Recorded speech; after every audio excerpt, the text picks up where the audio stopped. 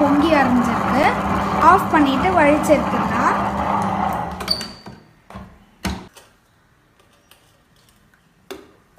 ரொம்ப தண்ணியாகவும் இருக்காமல் ரொம்ப கெட்டியாகவும் இருக்காமல் கொஞ்சம் சாஃப்டாக அரைச்சி வச்சுக்கோங்க.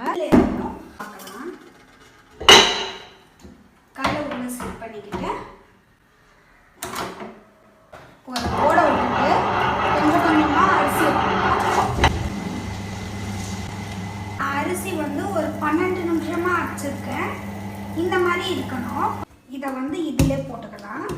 நல்லா கிளறி விடணும்.